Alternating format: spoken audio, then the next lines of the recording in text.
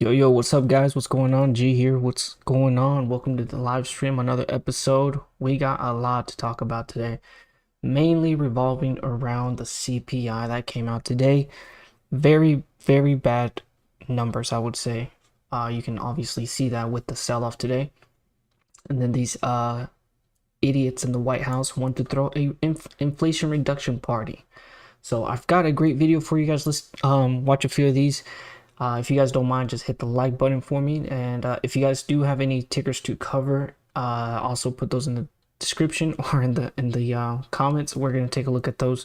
I've got a few stocks I want to look at for the unusual whales, so we'll look at those. But if you guys have any ticker requests, definitely put them in the comments, and we'll do some subscriber picks like we did yesterday. I think that worked out pretty good. Anyway, let me go ahead and start with this. White House throws inflation reduction party with James Taylor as the stocks crash almost 4 or 5%, almost 5%, based off of the 8.3 in CPI data. What's up, Mr. Plug, man? What's up? Going? Welcome. Let me yeah, hit the like button. Man, you're the only one in here, my brother. Let me go ahead and plug this video up.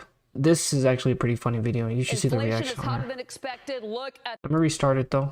All right, everybody shut up. Inflation is hotter than expected. Look at the market fall. We were up over 200 points. We are now down good Lord, we are down 433 right now. I know we're all saying, like, wow, holy cow. Okay, let me go through some of this. Okay, food, August CPI food, a jump of 0.8%. Housing, 0.8%. That was a jump. Owner's equivalent rent or primary resident, 0.7%. All of those are the shelter numbers everybody was talking about, those coming in. So again, housing, a jump of 0.8%. And that's the month to month, guys. That's just the month to month on housing. Food, month to month, it jumped 0.8%. Okay, gasoline, this is not going to surprise you, down 10.6% month to month. Energy prices overall, the headline energy numbers down 0.5% month to month. New vehicle prices jumped from July to August 0.8%. But again, we are seeing, man, these are really hot numbers and a big surprise. We all talked about this. Yeah, she's hella surprised as I am. Everybody was surprised, right? So everybody was buying the dip leading into CPI, expecting the CPI to come down because they controlled the gas prices for about a month or two. And so basically that's what happened. They were doing their little rally. Man, it was a surprise for everybody. I had puts, so luckily I got blessed with a little bit of that, but yeah, I didn't think we were gonna actually come down to 290. Was it 2? Is it 392? Yeah, it was insane day, my brother. But let's go over some of the stocks or some of the breakdown of the numbers of what happened actually.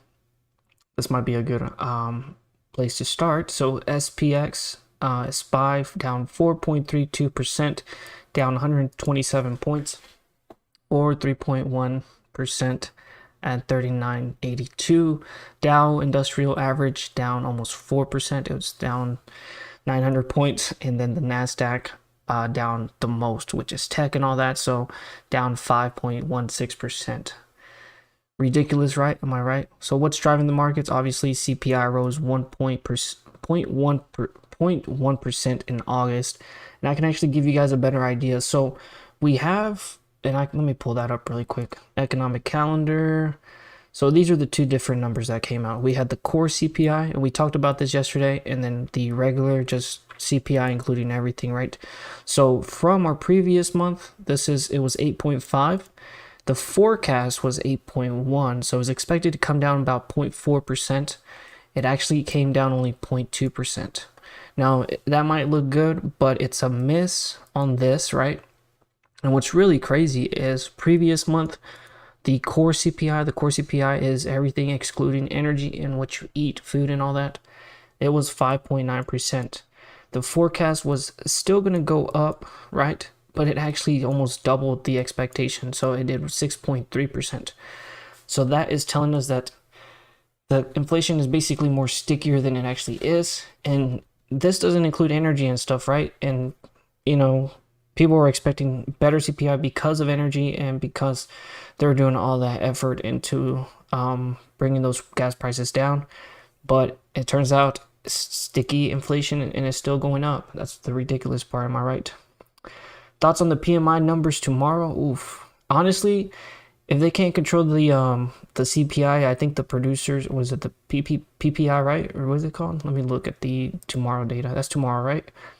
Yeah, the would it be this one, the PPI month over month? Let's take a look and break it down for the people that don't know what it is.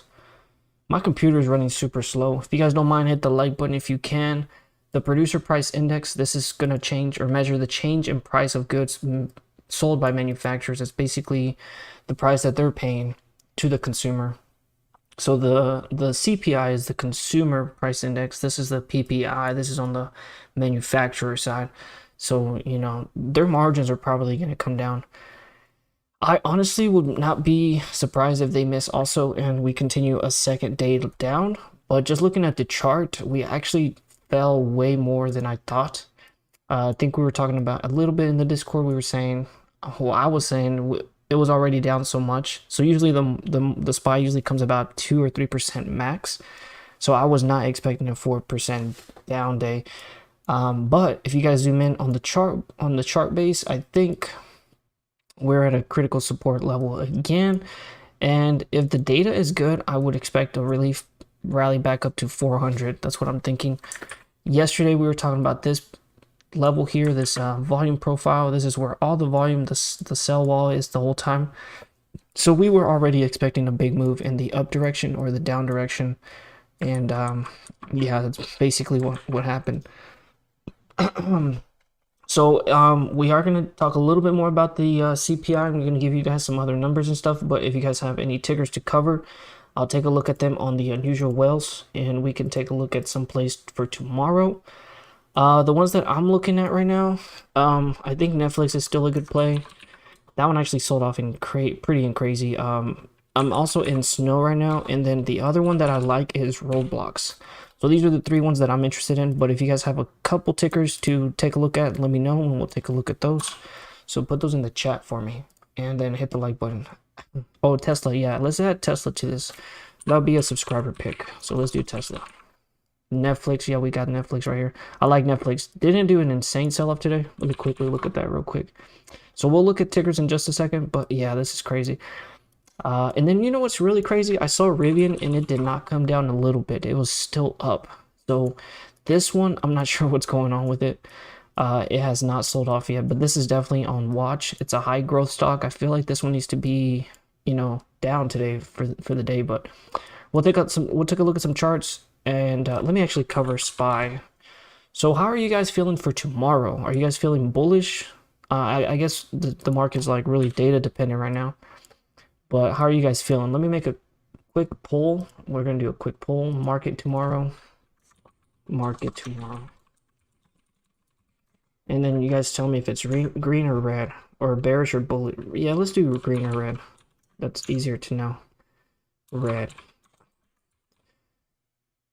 And then, yeah, let me know. Let me know. Plugman is bearish right now. I'm feeling bearish, but we're at a super critical support. The only thing we could like come under this is if we just gap down. If we gap down, it's pretty much GG, I think. So we could gap down. I'm not sure what futures are looking like, but if we gap down to like, what is it, 87? Is this like 85 or 87? Is that a strong level? Somewhere around here, if we gap down there, we could probably run back up to this support and then sell off. But I don't know. We'll have to wait. We could also run back up on some good data. But let me run through some of these numbers because, you know, the thumbnail has clown Sleepy Joe Biden. They're celebrating the inflation party or something.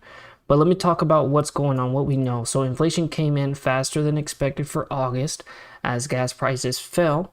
So that's so it's so bad, right? They were able to control the gas prices, but inflation is still increasing or coming in higher than expected. In the meantime, Mr. Biden and his goons, they're all throwing this little celebration economy party because they passed the Inflation Reduction Act. So that's, you know, that didn't sit well with people. Markets plunge on higher than expected inflation numbers, and then inflation expected, the good, the bad, and the uncertainty. We'll probably look at that, but let's talk about the inflation. So inflation remained uncomfortably rapid in August despite decline in gas prices continue to soar across and other goods and services.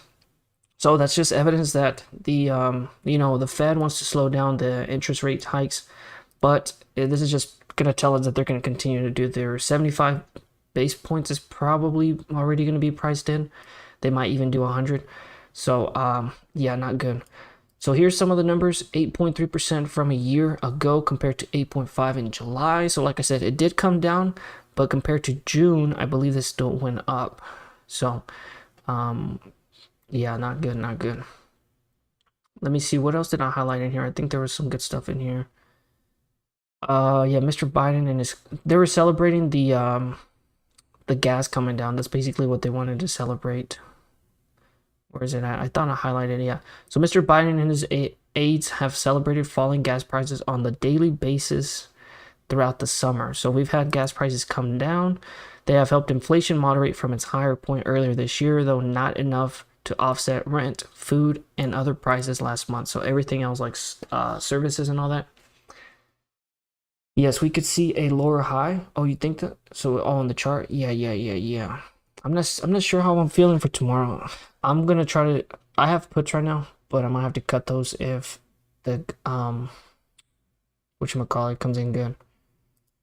Last month, there was a good, and this is the quotation here: inflation remains hot. Financial conditions have seen some improvement, and the labor markets are humming along. This is an idiot clown. He doesn't know what's going on. I mean, inflation hot's right, but he says that the labor market's good, financial conditions are good. No, they're still bad. If the goal is to slow things down and create some pain, the Fed is failing by its own standard. That's accurate, I think. They're definitely failing. They're saying they're committed. They're not really doing their job. Yeah, 0.75% point Fed increase at the Central's next meeting. That's basically what people are expecting at this point now. So, let me see. They busting right now. They're tripping. Yeah, they tripping, celebrating gas while other consumer goods are rising. Yeah, that's crazy. I just went to the grocery store today to buy stuff, man. Prices are not coming down. It's sad. It's sad. It sucks. It hurts my pockets. So yeah, these are a bunch of clowns in the office, and they're basically working for to try to get midterms and stuff. Their votes. But let me switch over to a better. This one's a good video, actually. I should probably play this and shut up. Let me do that for you guys. U.S. inflation unexpectedly rose in August despite a drop in gas prices, which were offset by rising costs for rent, food, and healthcare. That's according to the Labor Department's Consumer Price Index report on Tuesday, which showed CPI gained by 0.1% last month, when economists were expecting it to fall by 0.1%. The hotter-than-anticipated report suggested that inflation could remain elevated for some time, giving the Federal Reserve reason to stay aggressive and carry out a third 75 basis point interest rate hike at its policy meeting next week. That sparked a sharp sell-off in the stock market, snapping a 4-day winning streak for the major indexes. On a year-over-year basis, consumer prices increased by 8.3%, while economists were anticipating a rise of 8.1%, according to a Reuters poll. While the 8.3% reading marked a deceleration from July's 8.5% rise, inflation is still running way above the Fed's 2% target and has remained above 8% for 6 straight months. The latest inflation numbers are a headache for the Biden administration and Democrats hoping to limit their losses in November's midterm elections. With only one more CPI report due before Election Day, it is unlikely to fall below that 8% level before Americans head to the polls. Yep. That's a perfect video of what I was talking about. Explained it a lot better than everything I was saying. But yeah, just given the bad data. So the market's driven on data right now. We got data tomorrow, and then next week we had the Federal Reserve with their decision. All this data that came out today is just giving them ammunition to deliver that third 75 basis point interest rate hike for next Wednesday. So next week, huge day. I think we could stay bearish going into Wednesday, and then Powell maybe pump it up. But the Fed, yeah, the Fed is all but sure to hike rates aggressively next week, likely 75 basis point, which is going to push back any of those thoughts that, oh, we're going to do some short-term pausing or anything like that in the tightening cycle, right? So any idea of that they're going to pivot or stop raising interest rates is completely out the window, I think, at this point, with just based off the data, right? The consumer price edged 1.1% last month after being unchanged in July. And like I said, gas came down 10%, but you know, now we're paying for food, rent, healthcare, electricity, natural gas. Like the utility bills are expensive right now, and we're paying like, I think like $200, $300. I'm not sure. It's a lot, but yeah, food. So for those people that go out to eat or whatever, or even consumer foods, food prices rose almost 1%, while the cost of food consumed at home increased 0.7%. And then entirely the food has surged about 11% since last year. And what the crazy thing about this is we haven't had some of that biggest, this is some of the biggest increase since May 1979. Similar thing here. This is for the CPI. We haven't had such an increase since November 8, 1981. So it increased to 8.3. Yeah, and like I said, in a 9%. So July's 8.5 rise, right? So we came down from 8.5 to 8.3, but it's still a 9.1% jump from June. So yeah, insane numbers, biggest gain since November 1981. Yeah, so with like the midterms lurking, there's going to be a headache for all the Biden administration. Meantime, they're having their little celebration parties and stuff. Bunch of delusional clowns, I think. What do you guys say? Yeah, bro, the chicken breast is $7, brother. Come on. We know this. We know the data is there. The data, people just don't want to believe it. You're going to be some believers. You got to. So yeah, just heading into midterms is not looking good for the Democrats right now. CPI will remain probably above 8% for 6 straight months. Yo, what's up, Mr. Got to Have House? What's going on, brother? How you doing? It's a joke in here right now. So basically what they were celebrating today is this Inflation Reduction Act aimed at lowering cost of healthcare, prescriptions, and energy. I haven't seen anything come out of that. They're just basically laundering money. They're basically paying a whole bunch of higher ups, I think. It's just a way to put money into the system. And yeah, it's corruption, I think. I mean, it's just based off that semiconductor chip, that's the biggest fraud that we are paying for right now as taxpayers. We are paying to incentivize other companies to build and invest in the US. But any profits that they make, they don't have to share with us, even though we are paying for it out of tax money. You know, it's a big corruption market, you feel me? Take more time, resolve to bring down inflation. Yeah, no shit. Joe Biden's saying it's going to take a long ass time to bring down inflation. At this rate, with the 75 basis point is not enough. We're like at 8%. They're trying to get 2% inflation. Like, imagine how many basis points they have to do. Right now, we started at 0. I think we're like at 250 now. And yeah, just a lot of credibility. I think they're losing a lot of credibility. It's becoming more apparent to market participants that the amount of tightening from the Fed has not been enough. Yeah, basically what I'm saying. Yeah, just crazy stuff. So sometimes you gotta read in between the lines and see they're strongly committed, but they're not doing enough. You know, they're not fighting the inflation. They've already hiked the interest rate twice by 3.75%. We're at 250 right now with the 75 basis point coming up. What's that gonna be like? 3.25 maybe. I mean, if they do a quarter basis point, it would be what like what, 350. So yeah, insane stuff. Anyway, I think that's mostly gonna cover the CPI stuff. If you guys have any tickers you want to take a look at, put them in the comments and we'll take a look at them in just a second. We can start with the SPY. Let me see some of the votes real quick. So we got 4 votes. Everybody's green. We got 2 green, 2 red. That's crazy. So some people are bullish. I could see a dead cat bounce tomorrow, run up back up to 400. Let me make sure I covered all the data. We have this video, but this is like 5 minutes. I don't want to do a 5-minute video, so we're gonna close that out. I'm not going to read this article. I just want to show you guys this. This is a very good title. The stock market plunge shows the Fed has the worst problem in the world. Inflation and recession is the only solution. And it's sad, but it's true. So I'm not gonna read all that, but this is a good title. I thought you guys would get a better idea of what's going on. So let me take a look at some of the. So this is the numbers for tomorrow, the PPI producers index or whatever. This is gonna come in at forecast negative. Where's it at? The fuck, I just lost it. Yeah, negative 0.1% versus negative 0.5%. We'll see how that comes out tomorrow. I'm not looking too optimistic right now though. And our futures up or down? Should we look at the futures real quick? Let me go to my watch list real quick. This is my watch list for tomorrow. This is all the future watch list actually. Now, dollar unchanged right now. Where's the crude oil? Oil's up. So that's bad, right? Because the market's selling off. Wait, it's up right now. But commodities are going to go up when the inflation is going up, regardless if the market goes down. So that's just showing rising commodities is basically telling us that the inflation is still increasing. So where's the Hang Seng futures?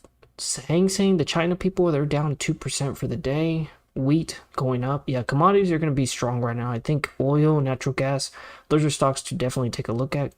Corn will be interesting too. I don't really trade corn. I'll definitely touch wheat and oil and natural gas. Futures are basically barely up, about 1.3%. But Nasdaq 0.8, and that's expected, right? Nasdaq's mainly like heavy tech stocks and stuff. So if anything, I would expect the Dow Jones to be up more than anything else because people are gonna rotate into utilities, boomer stocks, everything. So, but overall, I mean, maybe a dead cat bounce. Let's take a look at the charts. So this is what I got for the charts. Let me go to the 4-hour. And if you guys have any precious metals, uranium, yes. Do you have any good tickers for uranium? No more dead cat bounces. I thought maybe one more dead cat bounce. I think maybe one more dead cat bounce. This is a really strong support, the 390, 393. This is a very strong support. So I would not be surprised. Plus, we're basically on this ascending support. Like, unless we gap down, which the futures aren't looking terrible, like we're not selling off right now. Things could change, obviously, but I think we could hold this level, just like we did this time. Maybe the only reason I say we can hold this level is basically waiting for Powell next week. We could maybe chop around this 400, 392, 393 range. We could maybe chop around here. That's my thoughts, but man, this sell-off was not expected. I was thinking we were gonna chop it up around 390. Was it 400? Yeah, maybe like 397, 400. I thought we would chop it up in here, but I was not expecting this lower side of the range.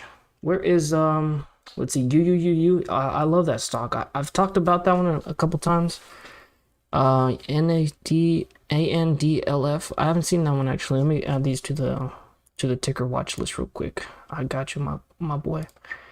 Let me do that real quick. So we got some subscriber picks. I love that one. Hey, Mr. Investing Sensei, like button smash. Thank you, sir. And if you have a ticker or a stock you guys want me to look at, Sensei, let me know and we'll take a look at it. Thanks for all the likes, people. Delusional for red. Oh wait. Oh, for real. Yeah. Slightly green. So yeah, maybe slightly green. I think we're gonna chop it up in here in this range. Just me. So I'm gonna try to take profits on some puts. 393 to 400. We could chop it up in here. Just waiting for Powell to see what's going to happen. I think that 75 basis is already basically in the books. The question is, does he go to 100 basis points? Any European news? I don't know. Is there any European news? I haven't followed up on that, actually. I need Trippy on here, but he's not in here. He's usually the DD man. So yeah, I don't think we break this tomorrow. If we break that would be insane because we haven't had that response from Powell. So I'm gonna say we hang out around here. A lot of people are probably loading up on puts right now, right? Or probably loading up on puts tomorrow and probably just gonna kill the premium tomorrow and just go sideways. So I'm not looking for more downside tomorrow. I think it could just be like a dud day. But let's take a look at some of those stocks that I'm interested in. The first one is UUU. I think natural gas and commodities are going to do good. Where is this one? Oh, this one's still doing good. It looks good, right? It's holding this $7 range here. It does look like a maybe potentially a double top here, but if it can bounce off of $7 tomorrow, then it can definitely go back up, especially since commodities are still strong. This is on the 4 hour. We could definitely go to the 1 hour and it'd be a little bit more accurate. Yes, sir. Yes, sir. Yeah, so let's take a look. I think maybe like somewhere here, it could be doing a pennant. What do you think about that? I'm going to take off the volume profile because it gets in the way sometimes, honestly. And we'll get the MACD out here. So it looks like it's consolidating. That's what I would say. I think it's consolidating right here. Right here. This is what I'm picking up right now. Just consolidating here. So maybe come down to $7 or $6 and then maybe go back up. And then eventually maybe we'll break out later in the month. Probably end of September we could break out on uranium. You use your uranium, right? So I'll be looking for that. Should we look at some of the options flow? Let's take a look at options flow for everything that we got. I know ANDLF is like over the counter, so that's not gonna have any flow to watch. But uranium we could definitely take a look at. See if we have any flow coming for this. By the way, if you guys haven't subscribed to Unusual Wells, I have a link down below, and I think I pinned it up top. You can get 5% off if you want, and it helps the channel as well. So, want to use my link and stuff? That'd be awesome. How do I pin something? I thought I pinned it, but I guess not. So right now we have 5 votes. 5 votes.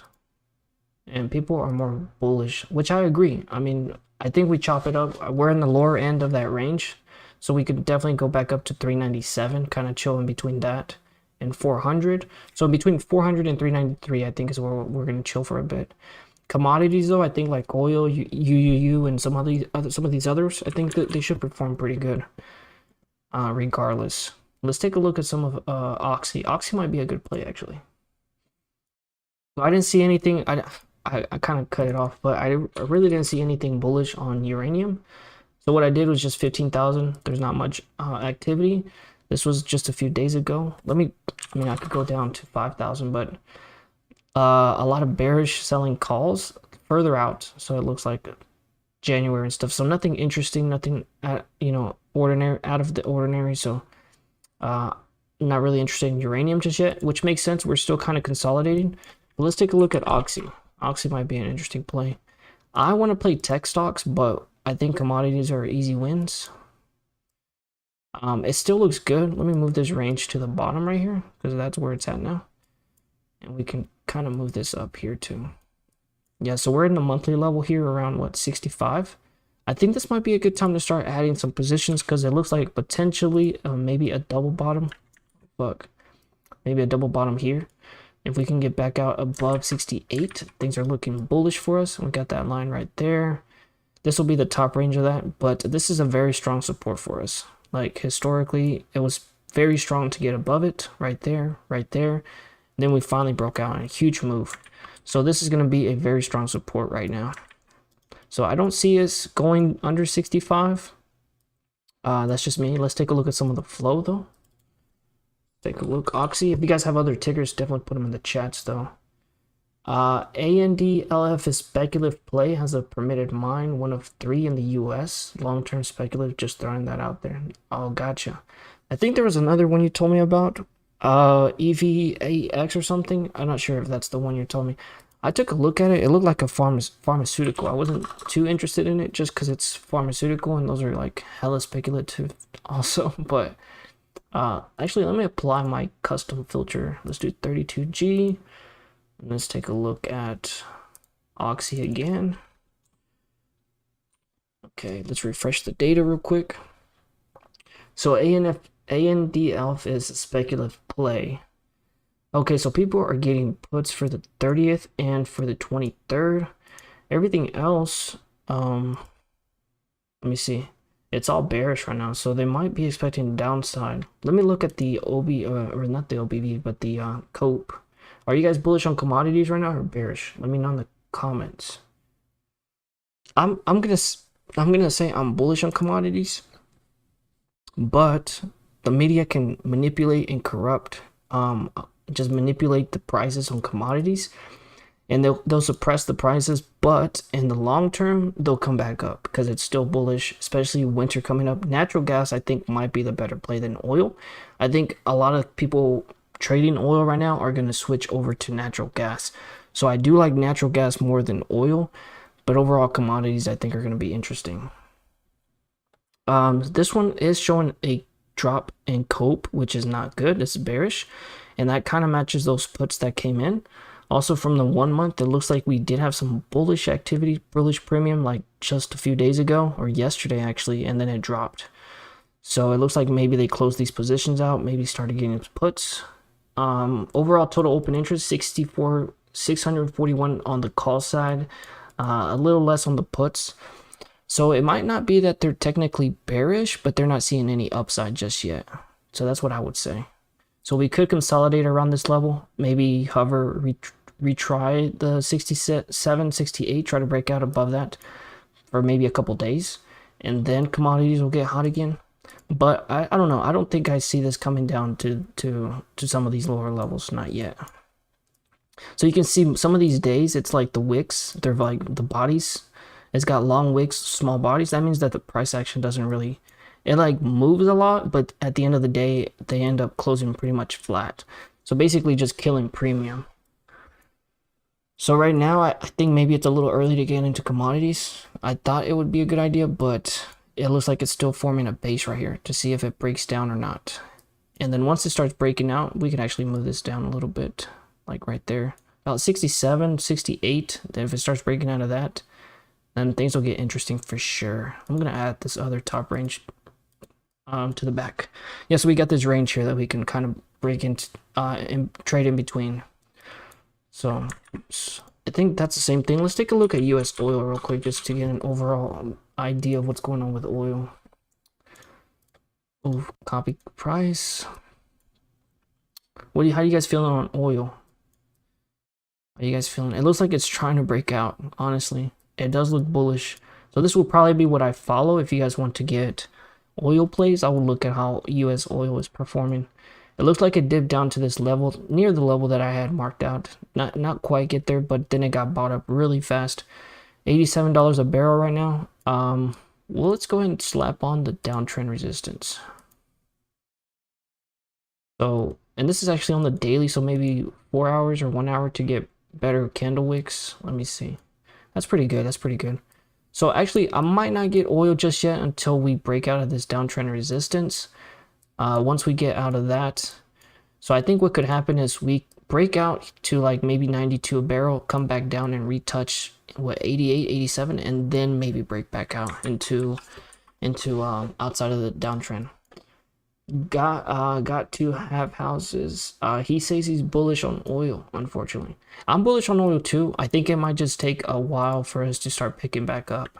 So maybe a week or two, maybe a week. I would say a week. I would maybe take a look at oil at the end of the week. What is oil doing in the futures real quick? Oil is up about 4.4%, 0.5% right now. Oh, well, duh, it's right here. I'm an idiot. It's currently moving up. It's trying to break out, but I think the overall trend is still underneath this resistance. Let's look at natural gas. I really like natural gas. We've basically spotted the bottom on this one. It was coming down right here to $27. I didn't get any of this, but I should have. Today was a good day to buy the dip also, because it basically reclaimed this level right here, like 28. I know it's not much, but it's on its work. So what I'm seeing on natural gas is like a head and shoulders pattern, right? So that would incline that we get maybe another retouch of $30. So basically like that. At the worst case scenario, we get a head and shoulders, right? Then it's going to come down here. And then at this point, people are going to say, oh, it's a head and shoulders. They're going to assume it's going to break down. But I think the computer and the economy is going to play the system and it's going to break to the upside. That's how I'm feeling about natural gas. I basically talk about natural gas in every stream now because this is a nice little pattern.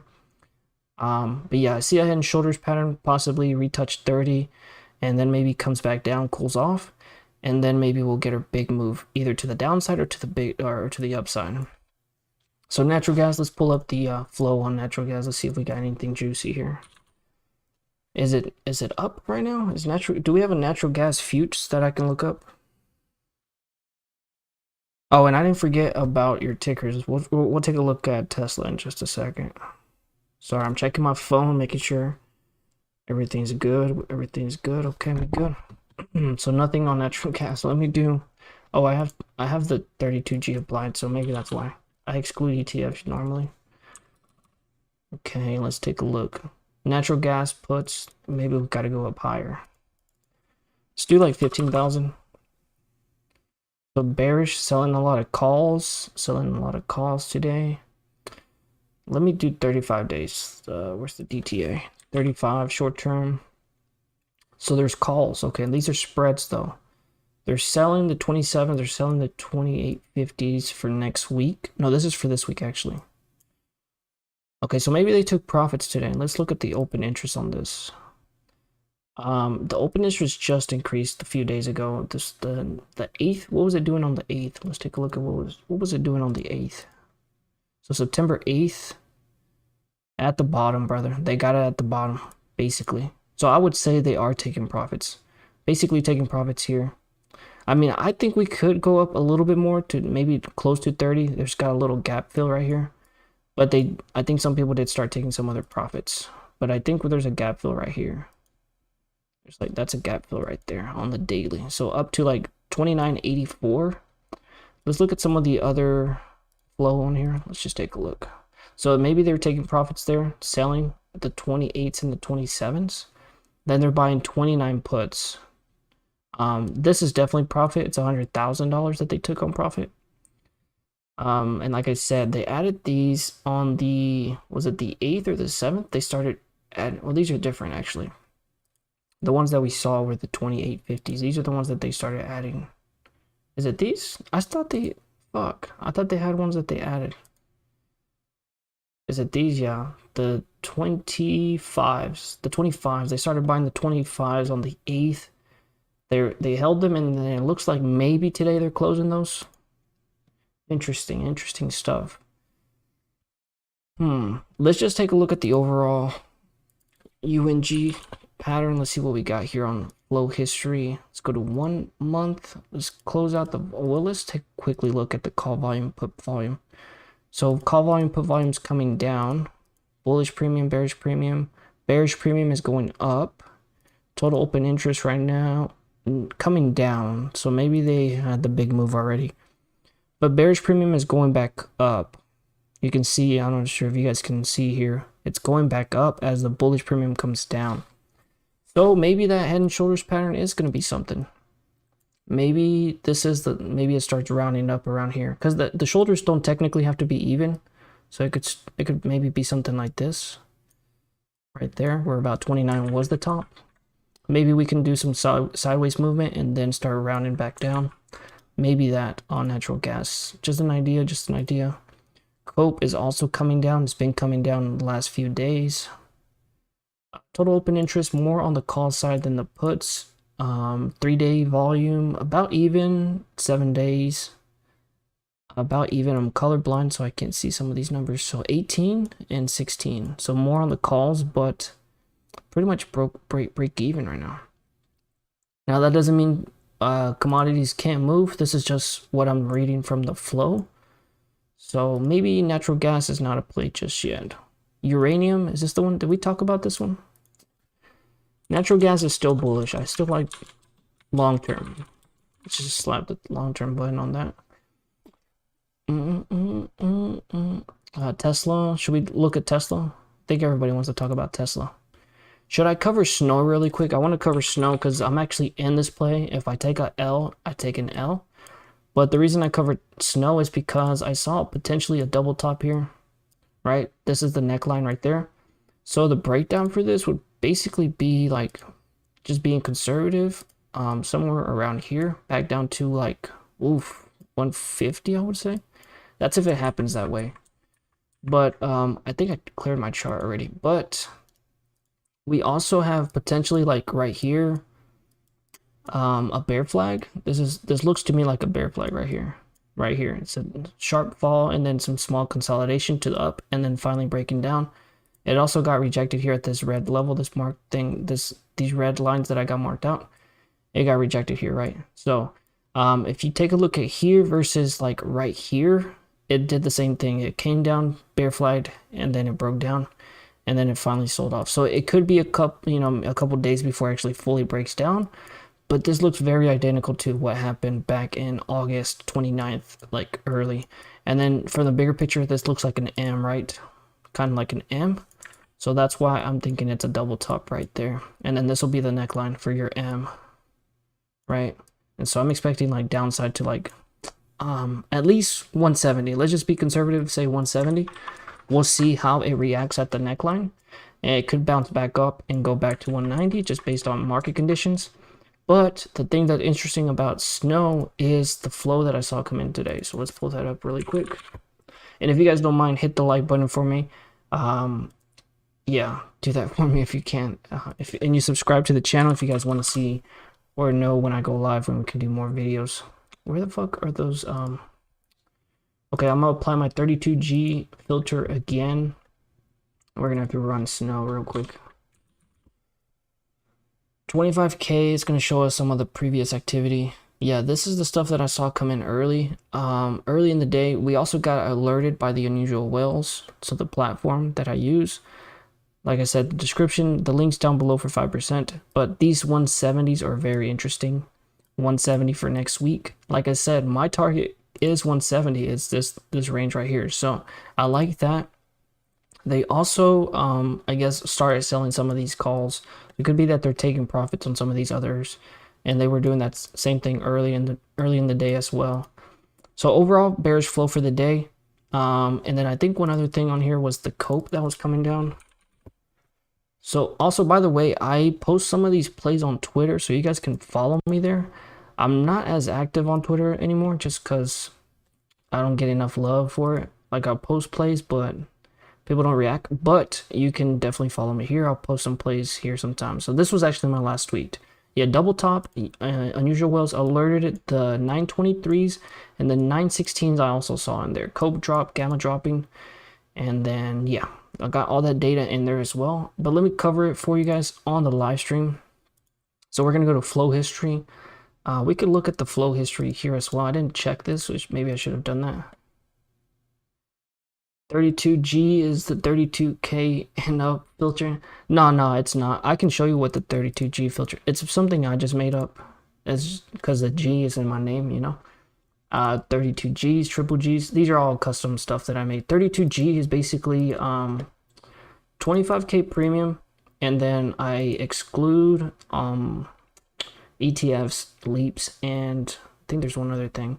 Yeah, leaps, indexes, and all that. I exclude all those. And then I do like 32 days on it, and I do exclude deep in the money and out the money. So I do the exclude deep in the money because I don't care about what's going already in the money. I don't care about money, all that. And then I only want to see out the money. So that's expecting moves to the upside or to the downside. It's either like just expecting to move far out the money. So I have those two toggled on. And then one thing that I like to apply is just, I just leave this by default, but one thing I like to do is maybe take off the bid because that kind of shows urgency. So if people are doing urgency, they're going to buy at the ask, right? So that's why, but that's kind of like advanced. Like I leave both of them on, but you can definitely go one step ahead and toggle off bid. And then you're going to see only the trades that happen on the ask, right? So on the spot. Whereas if you leave bid and ask, then you'll see you'll see more flow, but some of these orders will come in between, right? So the bid and ask, this spot fill came in at 1352. The spread is 1330 and 1390, right? If I take off the bid, okay, one second. So the thing with this one, it's hard to decipher if this one's actually a bearish order or if it's a bullish order. But with the bid, it's not like guaranteed, but it's showing more urgency in getting in this position, right? So for some reason, somebody just bought it at the ask, right? For some reason, they just had more urgency. They were willing to pay the most for it to get into that position. So this one it's like a double-edged sword. It's good and bad. So I just leave it on by default. But this is my go-to filter. Then I have the other ones. I usually use these to find plays, and then I always come back to 32G just to get an idea of anything above. So basically the main thing for the 32G filter is 25K and 32 expiration, and then it filters out that stuff, right? Obviously these two are in there, but the main thing is I just want to see anything above 25K. That's short term. Yes sir, yes sir. Let me know your custom filters that you guys have, and I can definitely try them out and see if they work out for me. You can send them to me. You can put them in the chat, or you can send them to me on Twitter on a DM, and I'll try them out, see if they work. Because I'm always trying to learn how to use the flow better. And yeah, still have trouble doing the flow stuff, so not everything I say is going to hit. But what I was saying about snow is the COPE is coming down, right? So COPE is cumulative options premium. So this is the overall bullish bearish premium combined. And haven't got into the flow. Oh man, I would suggest sign up for the free one. Yeah, sign up for the free one. See if you. So the free one has free alerts too, by the way. If you just sign up for free unusual wells, you get free alerts. So sign up for the free one. I have the link down there. So if in case you upgrade to the paid one, then you get the 5%. So use the link that I have if you want. So you can save 5 if you upgrade, but you get free alerts. So I would just sign up for the free one. You might already have the free one, I don't know. But you get free alerts. These are premium tier, but there's some free alerts in here that come in. So let's see, for example, these $130 calls came in. The open interest 7,500, and there's like hella volume on these calls. 5,200 actually, to be exact. This came in towards the end of the day, 1406. And these expire in October. So I would probably not look to play this just because it's longer expiration, but you should be able to modify some of this stuff here. Yeah. But yeah, there's free alerts and there's premium alerts. I would just sign up for the free, try it out. And I think they have free flow alerts too now. I don't play around with this one too much, but yeah, just check out the platform. You don't have to pay for anything. You feel me? Let me go back to the I guess I already talked about the COPE, but the other thing I want to show you guys is live hot chains. The hot chains, I like this one a lot. I've been starting to use this a lot more. If it'll load. Okay, we're gonna do snow. We're gonna exclude in the money. We're gonna do this one doesn't have the watch list where you can save them yet. I've already talked to the developers and they said they're gonna work on implementing that. And by the way, I'm a partner with Unusual Well, so if you guys have any bugs or anything, you can definitely let me know and I can try to get those fixed if you see anything. Let me see where the date to expiration is right here, 35. So that's what I have. And then I think that's all I have applied. So snow excluded in the money. And then we're going to sort this by premium. This is what I like to do. I like to sort stuff by premium. You can see the contracts that had the most premium today were those 170s that we talked about earlier, and then the 185s. And yeah, a lot of money on these. Also, the bullish bearish premium is leaning heavily bearish, 76% bearish, 64% bearish. Now that's not like confirmation or guaranteed, but that is just how the orders came in. Remember I talked about the spot fills earlier. So that's that. But yeah, I like these because the open interest prior to today was only like 270, 614. And then today they had huge amount of volumes, especially these 170s. Like that's $15 out the money. That's a pretty big move. Let's get an idea of what the move is. So right now it's trading at like 185. So 170, it's like an 8% move, like almost a 10% move, I would say. So that's what's definitely intriguing about the 170s for next week. Then the 185s are closer to the money and they expire this week. So the other ones that I thought were interesting were the 170s and 180s. These expire this week and are a little further out the money. Those are the ones that I included here. The 180s and then the 170s. Yeah, so check me out on Twitter. Follow me there. Oh, I just lost a follower. Sheesh. Okay then. Well, anyway, these were the most active chains with the most premium, and then you can also kind of sort these by volume. So the ones that have the lowest open interest, highest volume, you can do that ratio right here. That's going to be these right here. So the 210s or the 170s, But what's convincing more to the puts is there's more money on the puts than the calls, and the calls are like not very convincingly bullish, right? They're like right down the middle, versus the puts are a bit more convincingly bearish, right? So that's how it is, my guy. Anyway, I think that's a really good breakdown of snow. We'll see if it plays out. For some reason, this thing just keeps getting bought up. The algos just be kicking in. So I got my puts around like, I think like 186, 187, like low. So, but then I got a different position on snow up here at the top. So one of my puts is up about like 15 or 20%. Let me check real quick. And then my other put is, I think about break even. So the first one's, yeah, 30%. Oh shit, I'm up 30% on the one that I got up here, but that one's a weekly. That's like risky, right? Then the other one that I got was I think for 923. So that's gonna be my major play right here. Also, this also kind of looks like a cup and handle. This could be a cup and handle. So if market's bullish, it could break to the upside, right? So that's another thing to consider.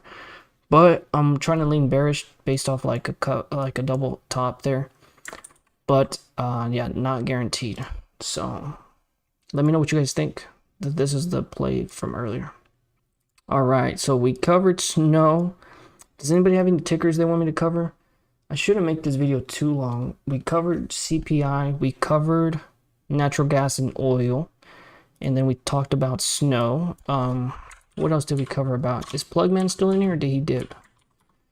We got to talk about Tesla for Plugman. Did he leave? We're going to talk about Tesla now, my guy. Relax. So Tesla, what's up with Tesla? Let's see what's up. Let's go to the daily, just get a better idea. Trading at 292. It looks like it got rejected at the top here. It could be like a double top, or not double top, a triple top maybe. This is not good. If it breaks 289, then it's gonna probably come back down to 270. It's what it's looking like. On this lines up better on the 1 hour. Let me fix that for you guys. On the 1 hour, it looks like, you know, we're in this nice support. So we could, you know, we break up, come down, and then maybe come back down to like 280, then maybe form a ascending triangle, which is this right here. Right, depending on how we react around this level here. If we break down, then that's GG, that's game. And we're gonna probably come back down and fill the gap, I would think. Let me see, it's like down here, just doing some quick math here. There's a gap right here. I thought I saw it. Yeah, it's right here. There's a gap right there. And I don't know, I think Tesla held up pretty good. Is 4% pretty good? Sheesh. How are you feeling on Tesla Plugman? I think you got puts on this, right? I know you got puts on Netflix. Did you get puts on Tesla too? I'm trying to extend this out. I'm gonna put a gap on this just so we know it's there. Did I not save it? Text gap. Yeah, it's there. It didn't save it for some reason. Oh, there we go. Okay, so that's what I'm looking at Tesla. Tesla's flow is hard to read. Honestly, it's like just a headache. It's acting up. What do you mean it's acting up? Are you bullish or are you bearish? I guess we shouldn't look at the bigger picture. We should look at smaller pictures. I still think it got rejected here at 300. Like, you know, it couldn't get above this level that we had marked out. That's the topper range right here, like 340. We bearish. Yeah, I guess we bearish. It had like this inner trend right here that we were trying to follow, and it broke it. So yeah, I see you. It looks like it's consolidating towards the end of the day. Slap these resistances. I don't know if this will matter tomorrow, because by the pre-market it'll probably already be outside this channel or this triangle. But it does look bearish, I would say. It had a nice little trend going. It just makes sense that we bearish on this, right? Everybody's bearish on this. Let's go. Everybody's bearish. This level right here is like what, 286? It has a gap right here, like an intraday gap right here that it kind of filled, partially filled. I guess if you would have seen this price action, this gap up yesterday, it would have been easy to play the puts, but I don't follow Tesla because the options are still kind of expensive, aren't they? I mean, I know it came down, but they're still like, I say that and I'm over here playing snow. They're like $700 a contract. I'm an idiot.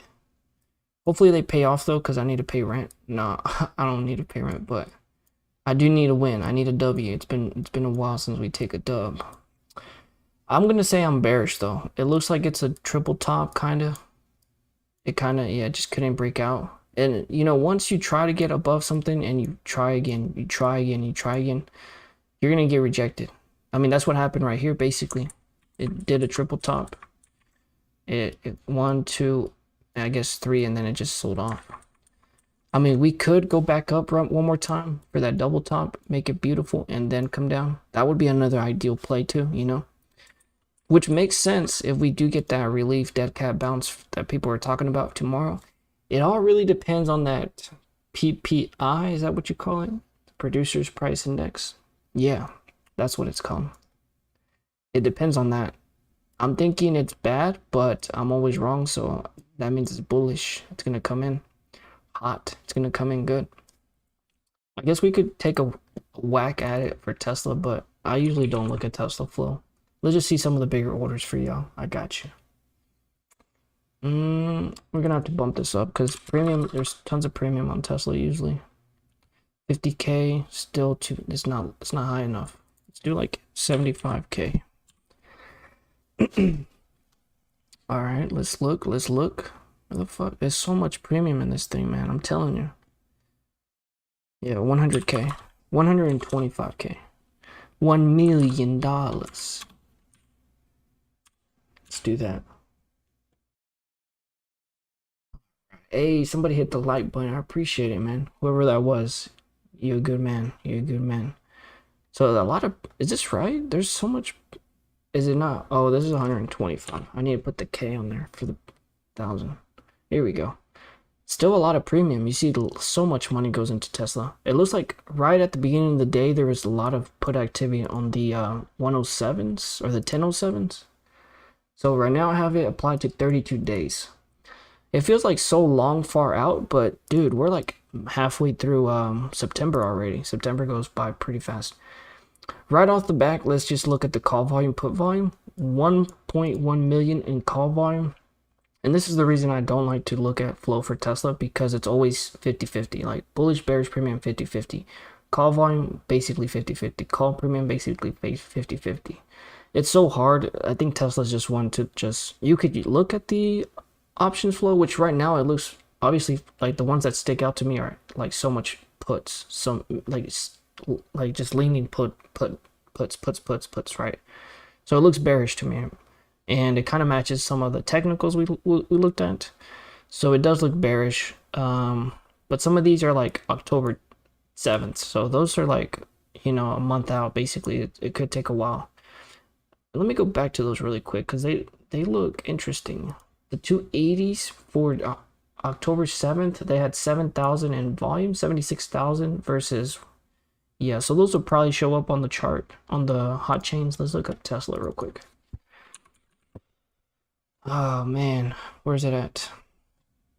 So exclude deep out the money. Let's do 35 days, 32 days, and then let's do premium. Most premium. Let's see where the money's going at. See, everything's down the middle. It's like so hard to look at flow for Tesla. Like, I don't even bother, honestly. Where's those October 10th, 7th? They're down here. Yeah, they had 7 million in premium, which is pretty big, honestly. For something more long term, I mean, that's pretty big. That's the only outlier. Everything is like 916, which is normal because they're day trading short-term options. But this one's a little bit more abnormal. And then these 23s, these 290s, these had 4,000 in open interest, now 14 volume. So these are actually pretty interesting, the 290s, but we are near 290, so it's not that unusual, right? Maybe people just want a little bit more time. They're trading close to the money. I would say the ones that are definitely interesting are the 280s for October 7th. Slightly more bearish, about 59%. Then everything else was like 916. So don't really, you know, I don't even read into it too much. So those are definitely unusual, the 280s. And they had 7 million in premium. Yep. And then we have another one, this one's another October 14th, 290. Interesting. Let's look at, can we look at the intro analysis tab for this? Does anybody have tickers? I'm not trying to make this live stream too long. I think we covered some good ones. I think we covered Snow pretty well. Roblox is definitely interesting. And then, oh yeah, you talked about the helicopter one. I forgot to read your comment. Oh hell yeah, it's an electric helicopter play. EVEX, United Airlines through money. Was this one a SPAC? I can't remember. Airlines threw money their way. Oh, through money. Yeah, throw some money, see if it dances for you. You feel me? But it's an EV helicopter play. Oh yeah, we'll take a look at that one. I got you, my guy. Let's add that one to the list. ANDLF is like hello. I just don't like over the counter because that's just not me anymore. You know, I changed, turned a new leaf. Okay, so should we cover Tesla? COPE is going up, looking bullish. It's looking bullish on the COPE. But like I said, I don't follow the flow for Tesla because it's so hard to read. Like, look, call volume, put volume, 5 million. Like, it doesn't help me, you know. Same thing here, call volume, bullish, you know, straight. It's always 50%. So I'm gonna follow the lead with Tesla. Maybe that double bounce up here to the 300s, like, and then maybe that double top for the downside. If the markets are strong, if the markets are chilling, then the algos are just gonna buy this thing up because it's got the cult family in this one. EVEX, let's take a look at that. Oh yeah, I looked at this one. I thought this was a pharmaceutical, or did I look up the wrong one? EVXE. Let me look. I guess it's this one. I thought it was a pharmaceutical company. Technicals are saying strong buy. Oh, let me look at Tesla. I don't really look at this graph stuff, but yeah, it looks like it's a buy on Tesla too. What else did we cover? Snow? That one might be a buy too. Yeah. Just my luck. Let's look at this though. EVXE. EVEX. Well, what I'm gonna say right off the bat, it looks like it's a double bottom here. So I think it's gonna retouch like 950. Where's it at right now? 870? It looks like it wants to go back up, like at least, let's see, about 920. What's up, Mr. Ronald? Hey, welcome to the chat. Welcome to the live stream. Another episode here, my brother. Do I think Lucid and Polestar will go up? I didn't see what happened with those. Well, I was bullish on Polestar. I told you guys we covered Polestar. We did the DD on Polestar. Lucid, I think, had a buy rating or something, so. Yeah, it did go up. It was down today. I'm not bullish on Lucid. We'll cover Polestar in just a second. Let me cover this one for my man real quick. I do like Polestar though. We've been talking about that since the low, my brother. Since the lows. I'm not sure if you were tuning into the other live streams. So what do you guys see here? I think it's looking alright. It's looking alright. I don't like it because it doesn't have volume. Let's look at the volume real quick. Yeah, so average volume is like less than 1 million. So this is definitely not my stock to trade. I like volume rules. Like it's everything for me. So yeah, this is not one that I would trade, but it did break out of that downtrend. Let's look at, like, I think it's gonna come back up to like 920. Let's just take a look at the company's website. Let's take a look at that. Oh dude, I do know this one. This was a SPAC, I think. They used to be a SPAC. Pretty sure. Did they just merge or something? You know, the best EV helicopter plane, I'm not sure if you know, is actually going to be Joby, my brother. Was this not a SPAC though? I think this was a SPAC. Let me look. I thought this was a SPAC. EV Holdings, especially purpose acquisition focused. Is this not a SPAC? Shit, I'm an idiot sometimes. I was going to say the best electric helicopter play, my brother, is Joby. Like, stop sleeping on this one. This is the only EV play helicopter that I would. Why do I say EV? Electric. eVTOL. This is the best stock to buy long term. I just put this one in the portfolio. It like holds its levels good. I mean, it's down 3%, but it's held $5 since the longest, my brother. Like it's just held $4 or $5 since the longest. It's like anti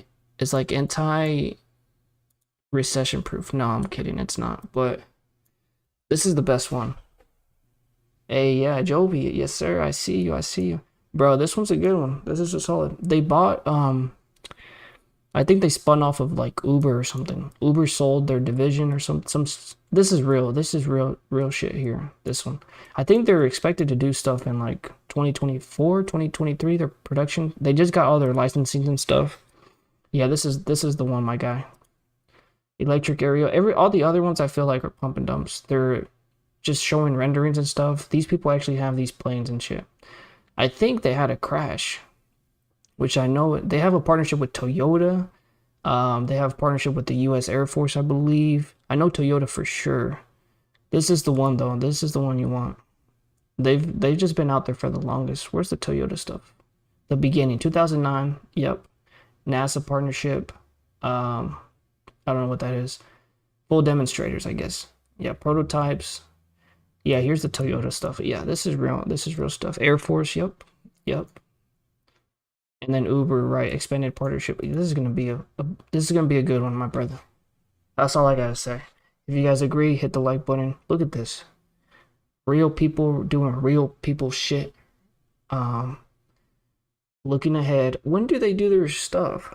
I don't really look at this one as a day traders, but this is a good one too. Just like buy and hodl. You feel me?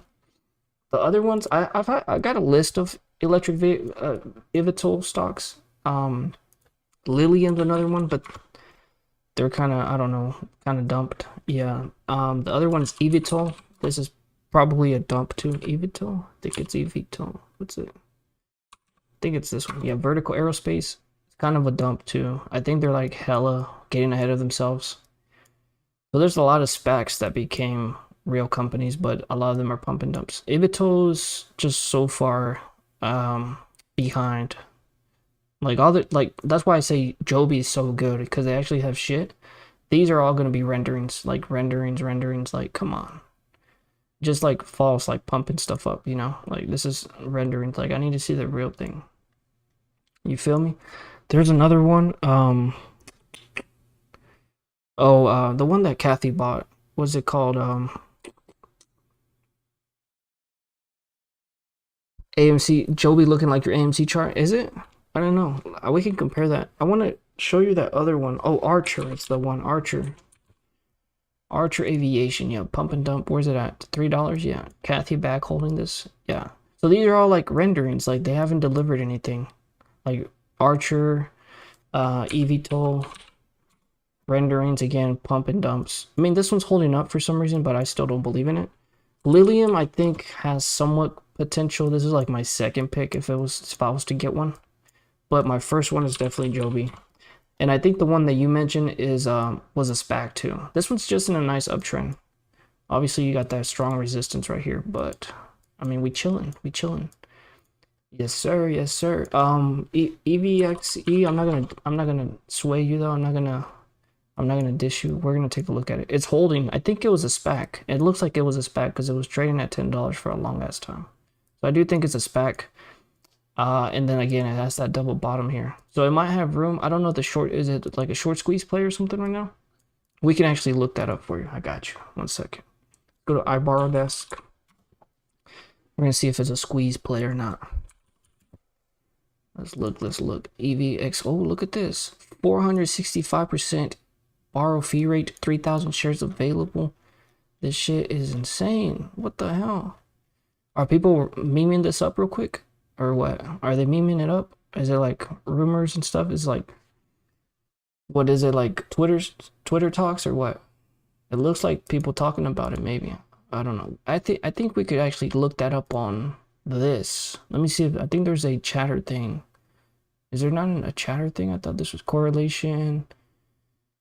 This is on Unusual Whales. I think they have a chatter thing.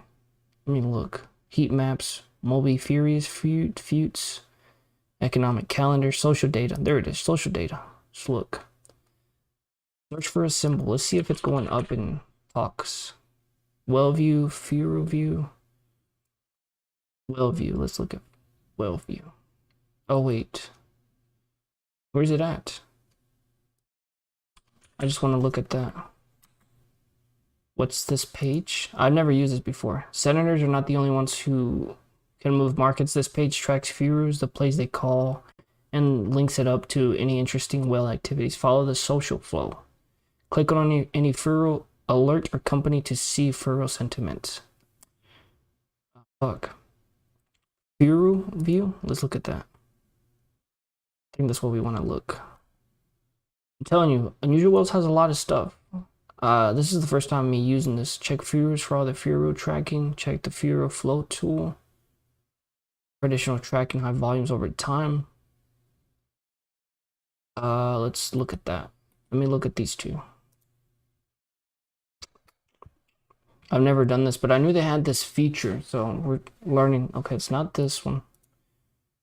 Gotta be this one. Yeah, here's the sentiment, my guy. So alerts, last alerts, average mentions a day, 4.7. Not sure what the value is this on it. Ripster's talking about it a little bit. Stock Talk Weekly, SPAC Tracker's talking about it. This is kind of outdated though. This is like, yeah, that nobody's been talking about this. Mentions per day. This is like so old though. Yeah, I don't know. I don't think there's anything. Let's do something. Let's do something more relevant. Let's talk about the AMC. Furies, futures, Moby, DEX, social data. Let's try AMC. Let's see if this thing works. Neutral, bullish, bearish. Oh, here it is. Look, people do talk more about this. So people are bearish on this. Let's take a look at the Furo view though. Let's take a look really quick. AMC. And we did additional volume changes over time. I think it's this one. Yeah. Yeah, so here we go. More average. Last alert was 824. So 35 alerts on AMC. Average mention 66. I guess this is, I don't know the value on this, honestly. Here we go. Average mentions. These are alerts though. These are probably option trade alerts. AC Investor Blog, Delta One Alta Calls Investor Lives, Patrick Matlock. Who's the one pumping this stuff right now? Anyway, we're not gonna dive into. I'm not trying to make this video too long. You guys can check that out on your time. The link's down below. What are we talking about? I saw the news about United Airlines. I want to look at and it doesn't look bad, because look, every time it sells off, it steadily comes back. So I think we have a little bit more upside, and then you can get the puts. That's what I'm feeling like. But if it breaks out of here, it could be that double bottom, my guy. But usually with double bottoms, you can also get that touch, that pullback, and then the break. So puts, I think here would be interesting, even maybe for a small pullback, then take your profits and then get the calls. So those are a couple scenarios I'm seeing right here. How you feeling? I want to compare the AMC and the Joby chart, since you're talking about those looking alike. We're going to do this really quick. We're going to go to the daily, and then we're going to add AMC. And we're going to add that to same percent scale. See if it looks alike. It does look alike. That's crazy. Look, this is AMC right here. This is that's crazy. That's crazy. You're not lying, Mr. Got to House. Got to Have House. What? I'm just gonna call you Have. No, I'm just gonna call you. Usually I can give people good nicknames, but yours is hard. Pause. No, I didn't mean it like that, brother. Come on, chill out. Look, it is looking alike though. It's looking alike. It rallies. Maybe this is the, you could actually do a correlation. Now I'm trying to pump the Unusual Whales again, but look, check it out. There's a correlation thing. Where the hell is it? Correlation dashboard. Let's just see what we got here. AMC, Joby, 1 year. Oh, I gotta do more than 2 tickers. Let's do SPY. The fuck?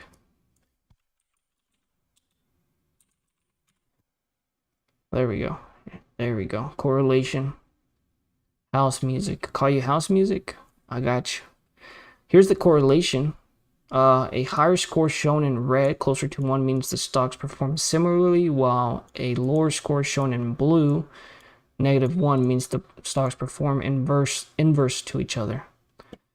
So they correlate really good. You see that? That's crazy. That's a good call out there. So when you see AMC molasses happen, then you start getting the Joby calls. You feel me? Search for tickers. This is dope. This is dope. So Joby, if it's red, that means they perform similarly. If it's blue, is that right? Shown in blue, they do inverse. So they correlate pretty good. That's crazy, my guy. That's crazy. Good call out. Good call out. Good call out. I'm gonna slap that one here. Just we covered Joby today. Interesting. I gotta take notes on the work that I did today. So my boss, when he checks the live streams, he wants to know and make sure I did what I had to do. You feel me? I'm gonna take that off. But that's a good correlation. What else do we got on the list, fellas? Oh, we gotta talk about Polestar. Mr. Ronald, you still there? Mr. Ronald McDonald? Polestar, you still in there, my guy? You still here? Let me know. If not, we'll move on to the next one. I haven't done a video on Polestar because the last video I did, I think did justice for everybody. Finally. But we had a downtrend. We've talked about this. We had the second downtrend right here. I mean, once we broke out of these, my guy, we were bullish. Right now, I think if we can hold 760, I already knew we were coming into 760. You can go look at the old videos. Usually I'm wrong, but this one I was feeling really bullish on because of this inverse head and shoulders right here. So like as soon as I pointed this out, I said, we're going to retouch 760. This is going to be the resistance. And you can see we are struggling right here. We're struggling. We've already came out once. This is the second attempt. If we don't get above it, unfortunately, and yeah, we have the trend right there. Maybe I need to go to like yeah, here we go. Like a 15-minute. So this one we already knew what was happening.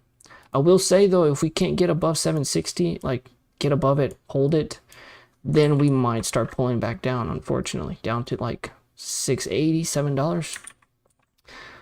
But yeah, everything up to this was pretty obvious. We had a head, a shoulder, right? The shoulder honestly went all the way up to here. So for us to make that shoulder, I was expecting us to retouch that.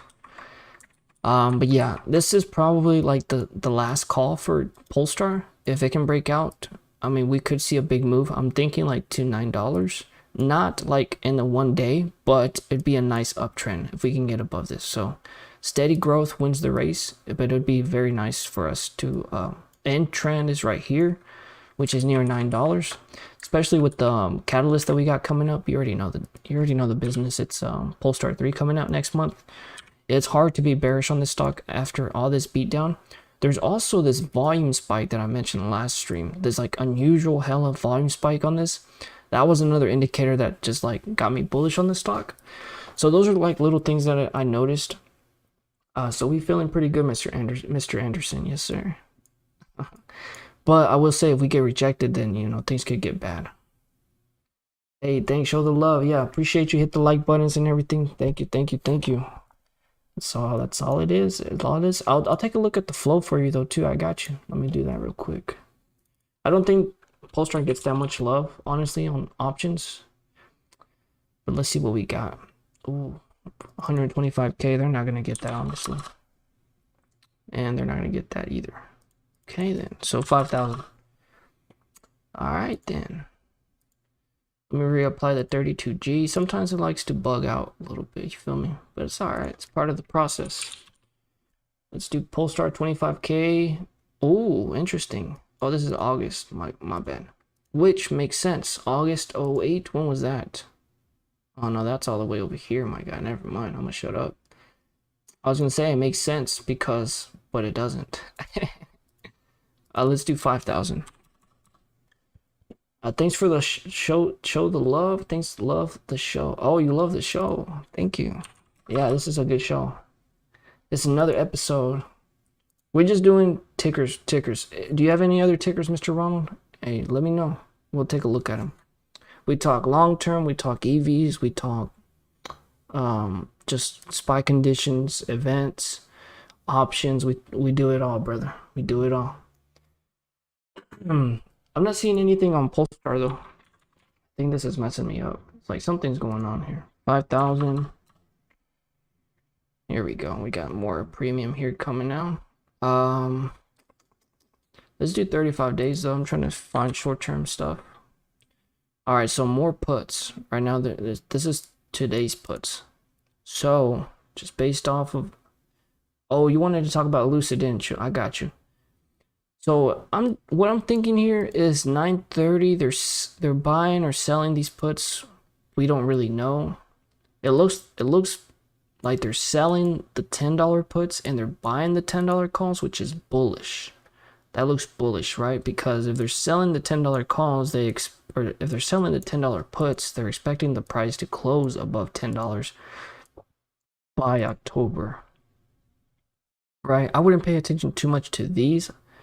They expire this week unless we get some crazy move. I think this is just rolling out their contracts. I think they're just rolling out these contracts.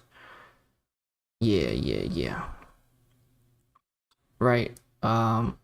Because those are bullish. Selling the $10 puts and buying $10 calls for October. Plus we have the catalyst coming in October, which makes sense.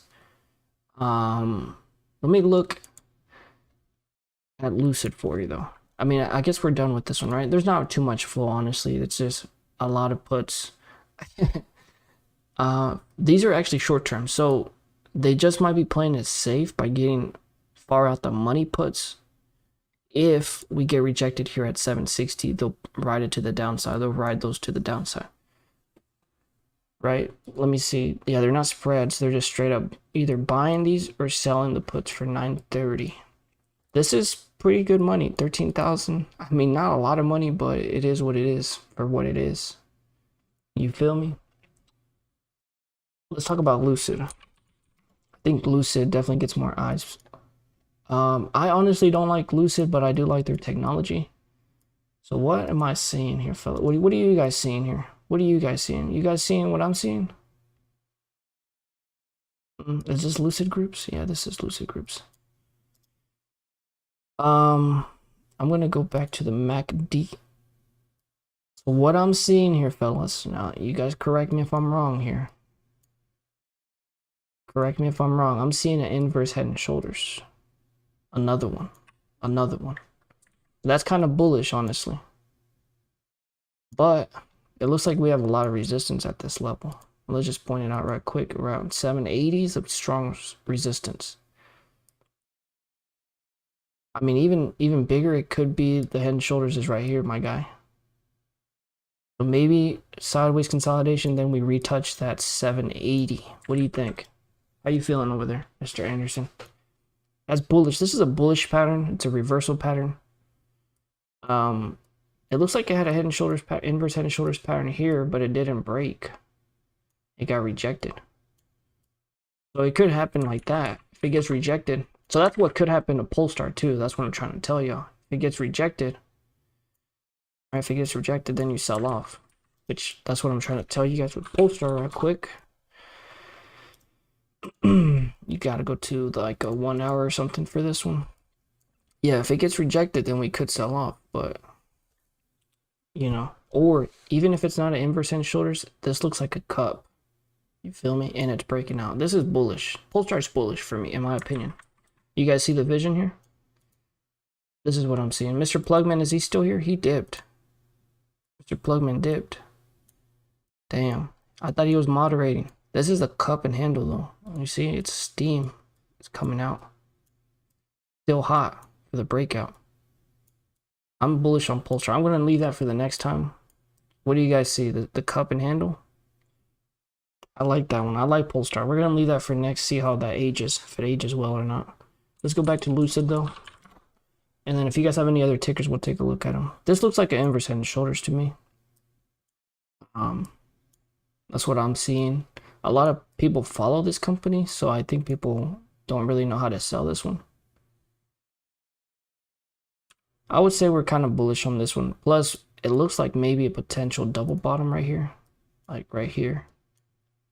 Like it came to the lows and, you know, they respected the lows, but wants to go back up, right? It looks much nicer on this picture too. Yeah, I think let's look at the volume profile on this real quick. See where all the action is. Go to the range here.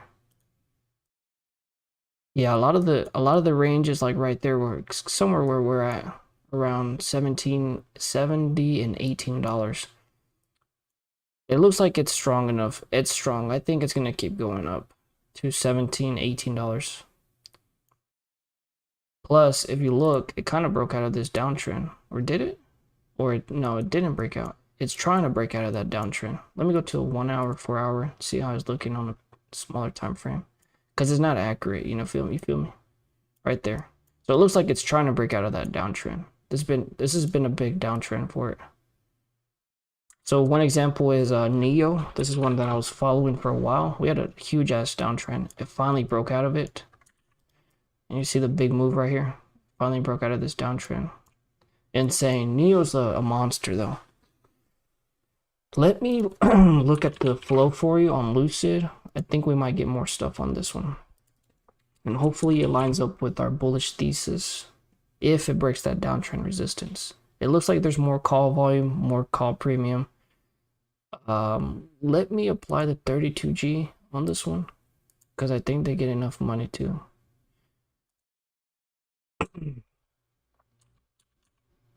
Oh shit. Let me do that really quick. I gotta remember in house music. Look, there's $17 calls for this week. Where are we at right now? 16? Ooh, interesting. This was alerted on unusual whales too. Big volume. 30K. So not much premium goes into this one, so we'll have to go down 15,000. We'll take a look at gold. How you guys feeling about gold? So there's like 2 orders that came in for the $17 calls for this week. They got bought at the ask. This is very interesting. I think we might be bullish this week on Lucid. I'm thinking we bullish. We have $17 calls that got sold, but then they got bought back up. So they sold them for 30 cents, 31 cents, and then people ended up buying them for 40 cents. And that's 30K and 18K, and then they bought $15 puts. This is a spread. Ooh. So longer term, 930, they are bearish. For this week, it looks like they might be bullish. Let's look at the, not the correlation. Look at the hot chains. Off the press. Just go by premium. Most of the premium went into those 17s today. Slightly more bullish. Kind of down the middle. Kind of down the middle on these 1650s. And then we have 16s, which have 7,000 open interest, 7,000. These are really weird, honestly. This is 6,000 open interest, 4,200 volume. Let's look at the overall volume open interest premium. Yeah, so these are definitely leading. These are interesting too. The 12s, which I think are part of that spread that we saw, the $15-12 spread. This right here. So those are these, I think. Yeah, the 930s. Yeah, they're right here actually. This is nice. I'm gonna keep my eyes out on Lucid, based off this $12-15 spread, because that's a pretty big move. But I think short term, maybe we get that bounce, right? We're trying to get outside that trend, but don't follow my advice. This is not financial advice, and I take a lot of losses. I'm glad we covered Lucid though. This is definitely a good one. Subscriber pick, we're gonna add that one. Thank you, Mr. Anderson. And we talked about Polestar too. So Polestar and Lucid, though, we're just gonna put those. Just gotta clock in my work. Let's take a look at gold, and I think that'll be the last one if nobody else has any questions. AUY gold. So how are we feeling about gold, fellas? Look at this nonsense. Let me clear all this out. All right, how are we feeling about gold? So does gold go up or down when the CPI came out bad? So we had a bad day. That means the dollar's going up, right? So gold's gonna come down. Is that right? The dollar went up today, right? Yeah, shit rocketed. How does the gold correlation works, people. Love gold. It's a 10-year cup with the 2-year handle. Oh shit. Let me look at that. AUY. Let me skirt. Zoom on out. Where's the cup? Do I need to zoom out further out? Oh my goodness. That's a big ass cup, ain't it? Let me take off the volume profile. I see the cup, and then I see, oh wait, 2-year cup. You're talking about this. I don't really know if that's a gold per ounce. I don't really know if that's, maybe I need to zoom out to see the vision a little bit better. Let me see where we're at. I don't see the cup and handle, my guy. I see the cup, but the handle broke. Oh shit. Oh shit. Gold, the metal? Is this not it? I thought you said AUY. It's a cup and handle, but they broke the handle, my brother. Damn, we're gonna have to get the refund on this cup and handle. They broke the handle on this. Oh shit. Oh fuck. Let's not look so far out. Let's leave the past in the past. Let's look for brighter things. Let's look to the future, my brother. Gold per ounce. Alright, let me look up gold. This one right here, my brother. Okay, this looks a lot better. You right, fellas. I'm over here looking at AUY, brother. I see the cup. Yeah, this one's still holding. It's trying to break the handle. They're trying to break our China-made cup. But no, this is good. Let me zoom in. If I was to buy gold, it'd probably be at this time, right? It's near the 2-year low. Like, it's near the low. That's crazy. And I think you told me about those shorts, TZA or something. Was that you or somebody else? I see the vision here, though. I see what you're saying. I see what you're saying. Honestly, that handle was not accurate. It would be more like... It would be like... Wouldn't it be like this? Fuck. Yeah, something like that, I think. So the handle's still in play. The handle's still in play. That's on the weekly, though. I don't know. That's a huge ass cup. We're gonna be able to fill that with money or no? Is it gonna print? I will look at the shorter term because all the price action that's happened has been a handle. I think we are near the bottom on gold, though. Yeah.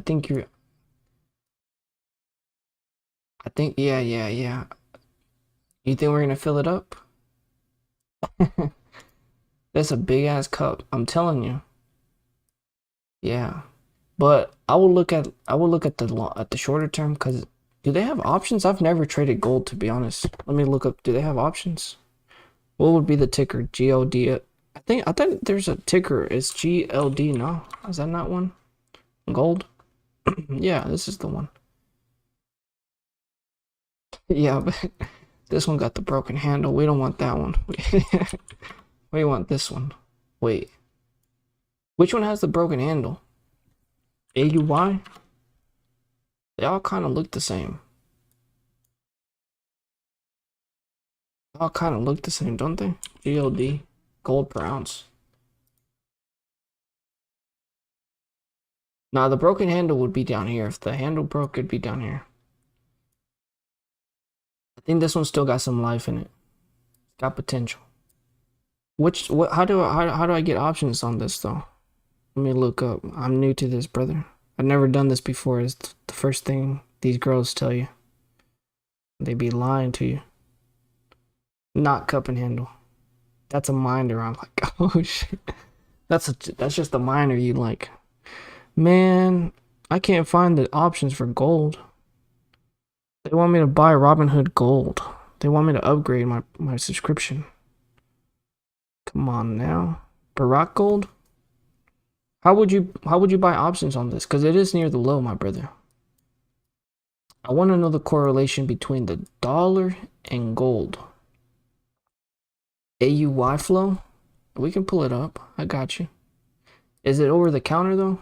Because if it's over the counter, I need, yeah, I need a prescription for that, brother. I need a doctor's note or something.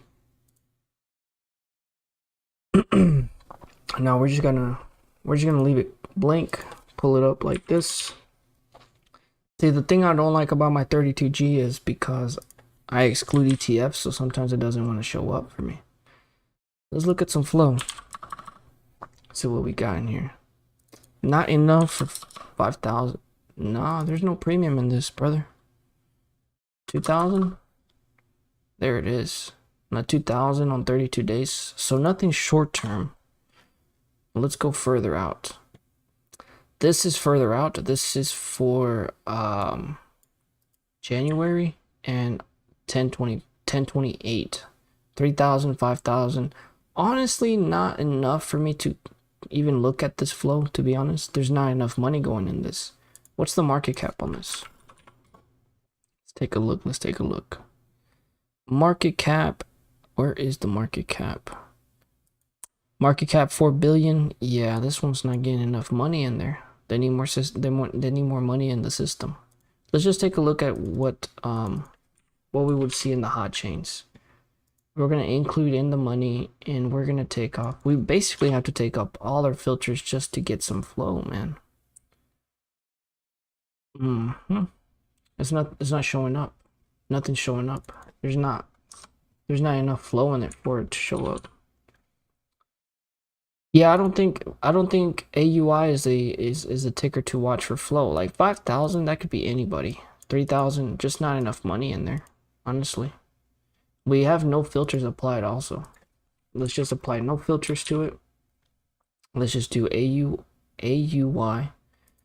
And let's do 1,000. So yeah, see, 1,000 today, only about $3,000 came in on it. Damn, that's crazy. Learning a lot today. Hey, yes sir, I'm learning a lot today too. I'm learning a lot every day. Every day I learn. Gotta never stop learning. What are you learning today though, my brother? Talk to me, talk to me. Not a cup and handle. AUI flow. Yeah, I didn't see any money in it, honestly. I saw like 3,000 going into it today. You know? Do like 2,000. Just not enough. This was like yesterday, right? September 12th. Not enough money going in yesterday. Like, just not enough, brother. Just not enough. You know, she wants a little bit more, so she's gonna leave us. Oh, options. You don't really mess with the options too much, but you just said you printed though. You said you printed on the options. Let's look at gold. The gold, it's got some good support here. So the handle's not completely broke. If it starts breaking here, like what is it? I mean, it's breaking 1,700 right now, but let's pray it doesn't. But yeah, it's still holding, surprisingly. I'm trying to learn the correlation between gold and dollar. Do you guys know the correlation between the dollar and gold? Let's just chart it up, shall we? Let's just do gold. Is Mr. Plugman in here? Did he leave? Mr. Plugman left. The correlation looks like it's... Let's look. This is gold. This is dollar. So the correlation is gold goes down as dollar goes up. That's what I'm looking at. That's what it's looking like. Is that right? We can actually just pull it up. Let's just look it up. I don't know if we can pull it up on a... Maybe we can pull it up on this thing, correlation thing. Correlation dashboard. Let's look it up. Gold. Mr. Plugman dipped. Gold, and what was the other one? BYX. It might not work, honestly. These aren't tickers. These are just things we look at. Let's make sure I typed stuff in right. Let's do AUY. There's a correlation here. That makes sense. Okay, so a DUI, dollar, doesn't have correlation. What's a dollar? US dollar? It's UUP, right? UUP, isn't it? Or UPP? Where's the dollar at? I think I have it. UUP? Yeah, UUP is the dollar. So it's inverse. Let me look that up, see if it works with correlation. Yeah, there it is, inverse. So it looks like there's an inverse. All right, higher score in red means similarly. A lower score in blue means the stock performs inversely of each other. Okay, so there's inverse. They're more of inverse. So as the dollar's going up, the gold is going down, which makes sense. So right now would not be a time to be buying gold. See the inverse, it's coming down, it's coming up. But I will say, when they start converging, when they start, coming to a head, then that's when they'll start spreading back out. Then it'll be time to buy gold. See how it looks like when they start coming down together, then they spread again. It's like a rubber band, kind of expand or compress and then expand. So this is a good call out too, because it might almost be time to get gold. Maybe not just yet, but it is getting to that point where things converge. Feel me? So I think soon gold might be the play as these kind of converge closer. They're gonna want to expand again. Right, so let me move this thing out. Shit, I just don't like that one thing, because if I move it, you see the vision though? You see the vision when they converge? Anybody else in here see the vision? Mr. Anderson, you still in here?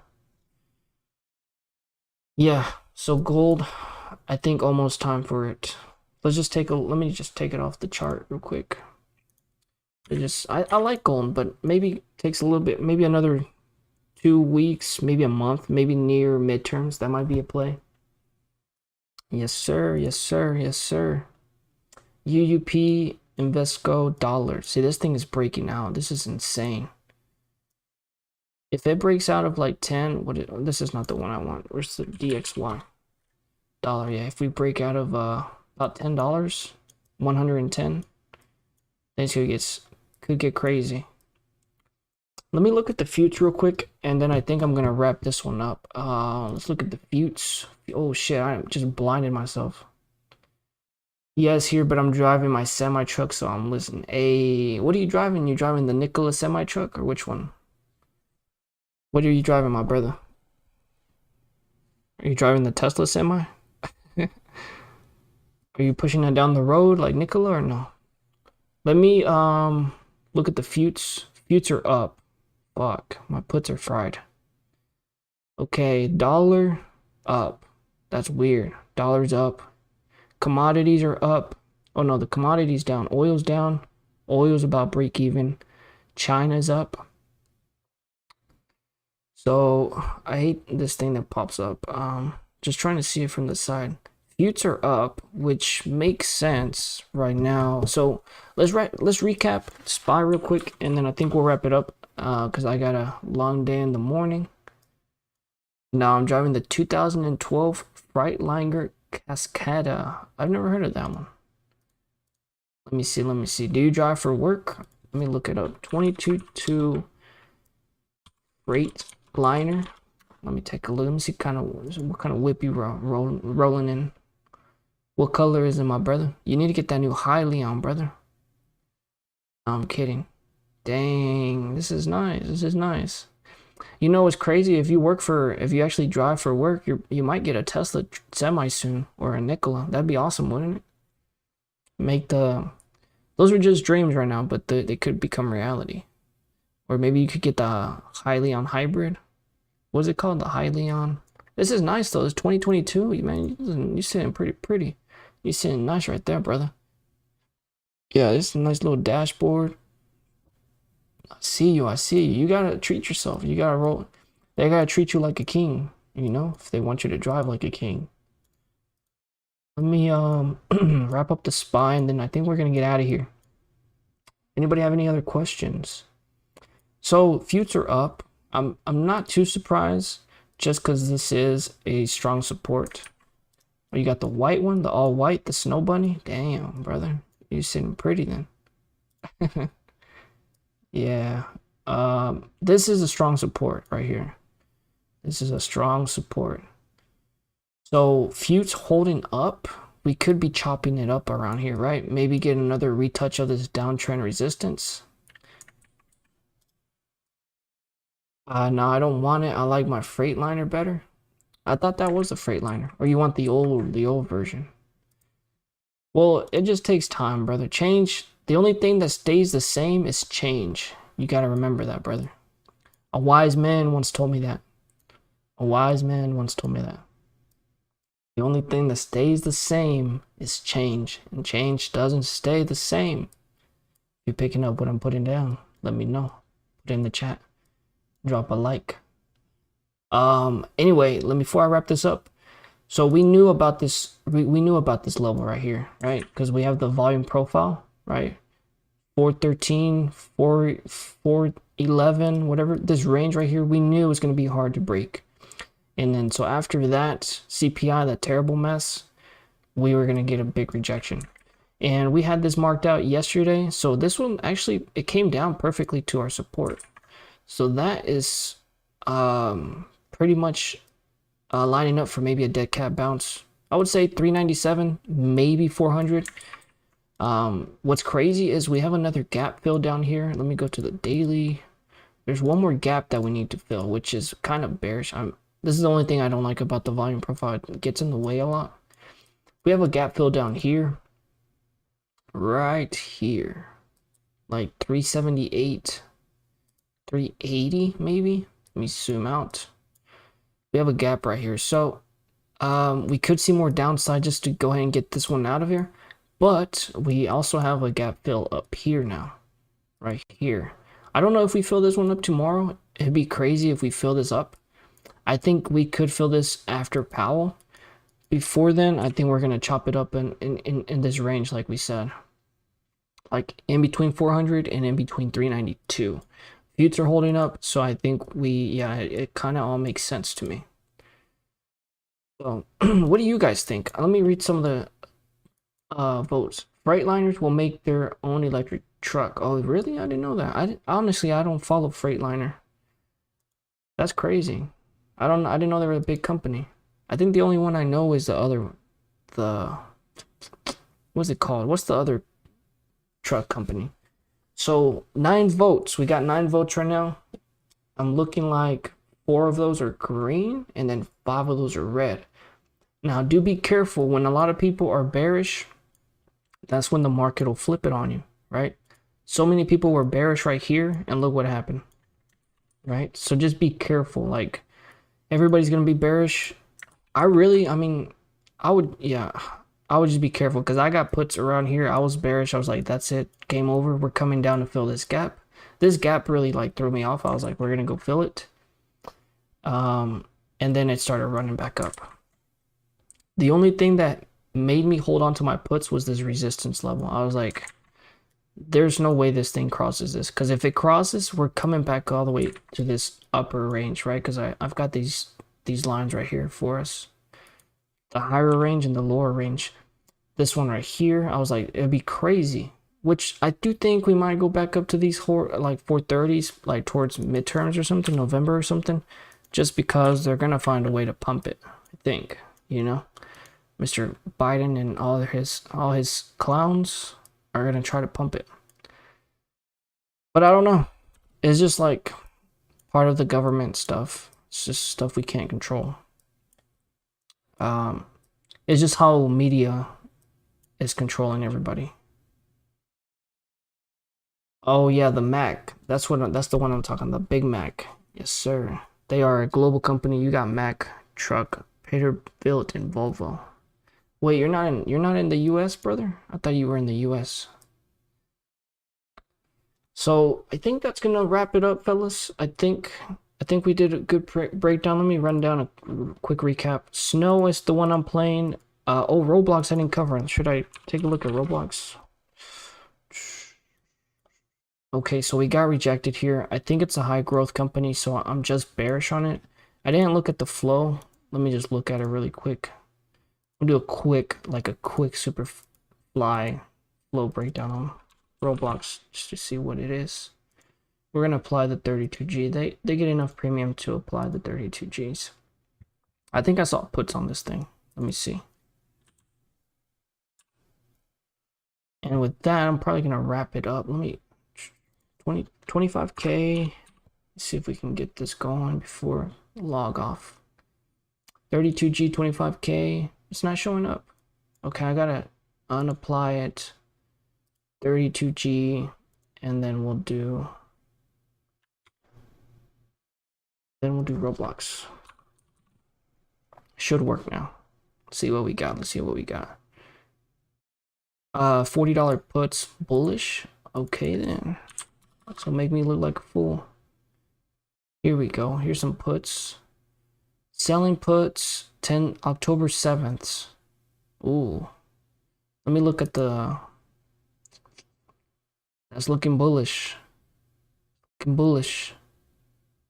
I don't have a position in Roblox right now. I do want a position in Roblox, but we'll have to wait for tomorrow. Cope is coming down. I want to see that. That's more bearish. There's more calls right now. Let me take a look at the 1 month. Call volume, put volume. We'll take those off. Call and bullish. Pretty much down the middle. So open interest is high. It's the highest it's been right now. So when the open interest is high, that's when we're expecting bigger moves. So I would actually keep an eye out on Roblox, honestly. We've got this strong resistance here. Right there. In between there's not much support down till like 40. I mean, I would say $40 honestly. You could say 41. But this volume profile is helping us pick out our ranges, right? So for my range, I could just copy it right there. So that would be a range there, and then we would put the other range down here. So that's how I get my ranges. Because you see, the more volume there is, the more resistance or support's going to be there. So this is a big resistance that we're up there. We could go up there and retouch it again, and maybe that's when you get the puts. And then maybe come back down to 41. So 43, it could go back up to like 45, 46, and then maybe I'd get puts for a double top. And then we could run it back down to 41, possibly 30, 38, $40. That's just a quick recap on Roblox. I haven't done too much DD on this. I didn't even look at the flow. To be honest, the flow looks to be bullish, low key. It looks like, well, I wouldn't say low key. It looks bullish. There's actually more bearish premium, but it looks like they're selling puts. But that doesn't technically mean that they're selling the puts. It's just maybe where the spot got filled. Obviously these got like straight up sold because the spread is 224 and the spot was 224. So they actually got the least amount of premium for the puts. So we're assuming that they sold these. And for the buy, this one's pretty big, 15,000. Oh, nah, it's not. It's 15,000. This is the biggest one, which is bullish. It looks like they're selling $40 puts straight up, right?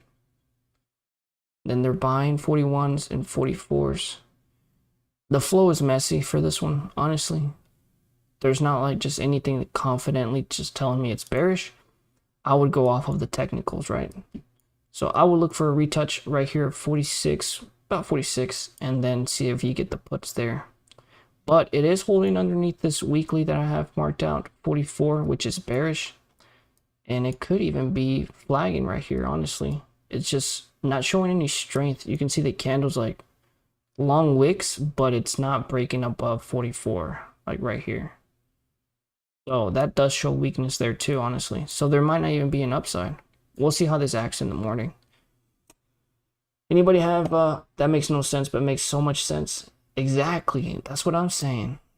That's what I'm saying. Which part doesn't make sense? I'll try to clear it up. Maybe I can help myself too. Which part doesn't make sense though? Because I'll be talking nonsense sometimes just to talk. Let me know which part doesn't make sense. I'll try to clear it up. Sometimes I just talk just to talk. SPY pump to 440. You think so? You crazy. Oh, you talking about that making no sense? That's crazy, right? I don't see So people were talking about on SPY, people were talking about an inverse head and shoulders somewhere. Let me see if I can point it out. I think they were talking about the inverse head and shoulders right here. I think that's still possible if we hold this ascending support. It's going to be a weird ass shoulder right here because of that like outlier right there. But they're talking about an inverse head and shoulders. I think I was seeing an inverse head and shoulders right here. Now, maybe you calling me crazy, but I was seeing an inverse head and shoulders right here. Check this out. There's an inverse head and shoulders right here. Shoulder, head, maybe a shoulder. And then we get that rally. Right, so maybe, and that was, I was talking about that choppiness, you know, in the next couple weeks. That kind of gives us our shoulder right here, technically. And I probably show you better on like a daily chart or a weekly. Let me see if I can find it. Because the head and shoulders don't have to be horizontal. They can be diagonal. So let me go to a 4-hour chart. And I don't want to move this line because it's perfectly placed. So I'm gonna make another one. But this is basically, well, I guess we could just do that. I think the 1 hour did justice. It did justice. It did justice. This is just an outlier. So shoulder, head, shoulder. So kind of like we could just kind of work our way into it. Just I need to extend this trend line a little bit more. Right there, like that. Shoulder, head and shoulders, inverse head and shoulders. If we break out of this downtrend, we're gonna start rallying. Maybe retouch 415, 413. This is the range right here where we need to get to.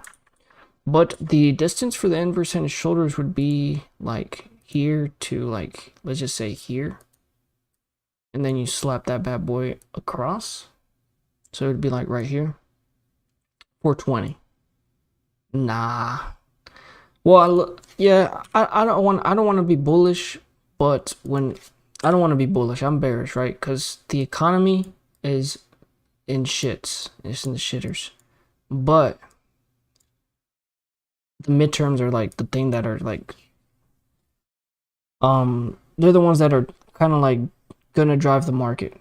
They're gonna try to pump the market somehow. Powell's gonna say, I mean, Powell works for Biden. You think he's gonna crash the market right now when midterms are like just right ahead? I don't think so. He's gonna be aggressive, but he's gonna say 1 or 2 statements that's gonna pump the rally, I think. I just know it. So that's what I see. There's different multiple scenarios. There's the inverse head and shoulders over here, which people are talking about. There's maybe like a little weird ass head and shoulders that I'm just seeing there, but I'm really following these trends here. As long as we hold this trend here, I think it's gonna bounce back up to like 410 in the midterm. In the short term, we're probably gonna chop it up for the next couple weeks. Not couple weeks, next week till next Wednesday. 22? When is the 22? The 22 is Thursday. So 21 is when Powell speaks. So yeah, I think we could chop it up until then, and then we'll get a breakout right here. That kind of makes sense. Honestly, it does. I think we might chop it up in here. But anyway, I think that's gonna wrap up the video. I'm gonna stream maybe what's tomorrow? Wednesday? I don't know when I'll stream. I'm gonna try to stream a couple more times this week. So hit the subscribe button, hit the notification, hit the like button, and let me know any tickers you guys want me to cover in the next video, and we'll cover them for you guys, and then we'll go from there. These are some of the picks we talked about: Tesla, UUU, Joby, PSNY, Lucid, Roblox. Natural gas is something to definitely keep an eye on, and then Snow is what I'm playing right now.